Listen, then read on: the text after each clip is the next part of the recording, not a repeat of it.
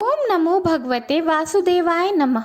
नमस्कार दोस्तों, कैसे हैं आप सब। बहुत स्वागत है आपके अपने ही चैनल इंस्पिरेशन ऑफ प्रेरणा में। करवा चौथ का व्रत सुहागन स्त्रियां अपने पति की लंबी उम्र के लिए रखती हैं। ये व्रत नहीं, एक त्यौहार की तरह मनाया जाता है। करवा चौथ इस साल 2021 में 24 अक्टूबर को पड़ रहा है। करवा चौथ का व्रत बहुत ही नियम से रखना चाहिए। जितना जरूरी होता है किसी भी व्रत को नियम से रखना, उसकी पूजा विधिवत करना, उतना ही ज़रूरी होता है उसका विधिवत विसर्जन करना। अगर आप पूजा का विसर्जन सही ढंग से नहीं करते तो आपको पूजा का पूरा लाभ नहीं मिलता। तो आइए जानते हैं क्या है करवा चौथ विसर्जन विधि। सबसे पहले बात करते हैं करवा चौथ के दिन आप रात में पूजा पाठ करके और उसके बाद सब चीज़ों को उसी तरह रात भर के लिए छोड़ देते हैं। हालांकि हमारी पूजा शाम को ही हो जाती है, चंद्रमा भगवान को अर्घ देने के बाद पूजा पूरी हो जाती है, लेकिन पूजा की चौकी, कलश, करवा, ये सब चीज़ें हम रात को बिल्कुल भी नहीं छूते, उसे बिल्कुल भी नहीं हटाना चाहिए। अगले दिन सुबह नहा धोकर बिना कुछ खाए पिए सबसे पहले हर एक स्त्री को जिसने कि करवा चौथ का व्रत रखा था उसे करवा माता से सुहाग लेना चाहिए।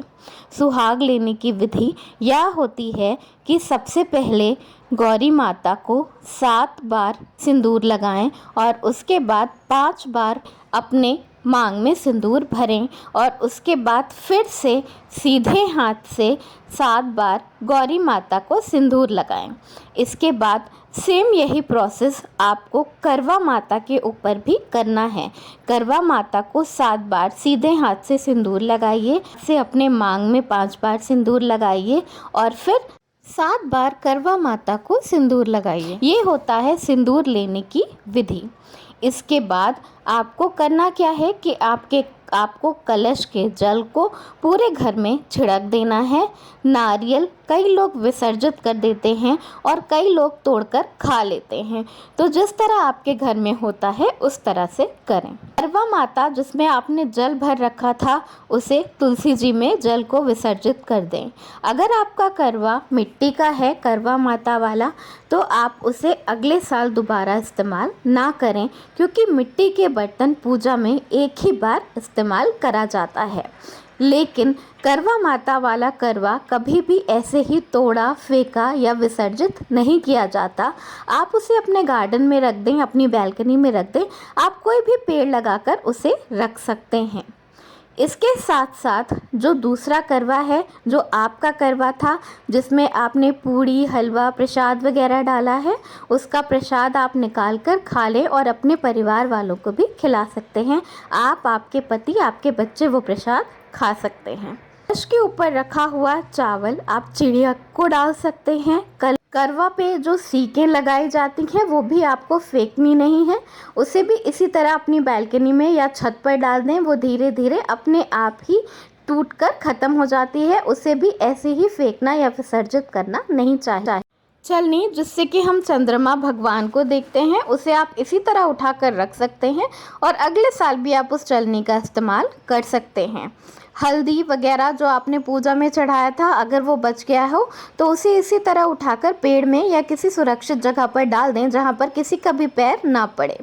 पूजा में चढ़ाया हुआ पैसा आप उठाकर पंडित जी को या मंदिर में कहीं पर भी दे सकते हैं।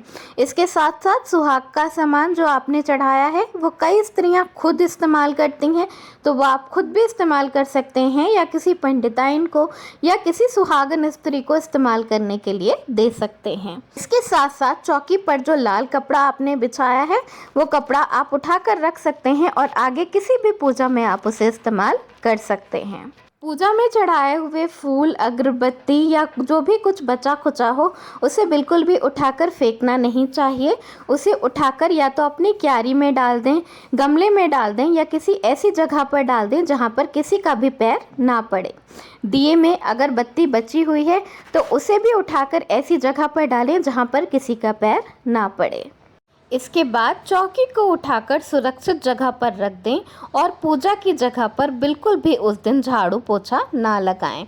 आप चाहें तो कपड़े से उस जगह को पोंछ कर साफ कर सकते हैं और फिर अगले दिन से वैसे ही झाड़ू पोछा कर सकते हैं। पूजा में इस्तेमाल होने वाला करवा चौथ का कैलेंडर और किताब बहुत ही संभाल कर पूरी श्रद्धा से रख दें ताकि अगले साल भी आप उसका इस्तेमाल कर सकें। तो ये है करवा चौथ विसर्जन विधि। तो दोस्तों, इसे पूरे मन से पूरी श्रद्धा से निभाएं ताकि आपको पूजा का पूर्ण फल मिले। मेरी शुभकामनाएं हैं कि आप सबका करवा चौथ बहुत बहुत सफल हो और मेरी तरफ से करवा चौथ की बहुत बहुत बधाई।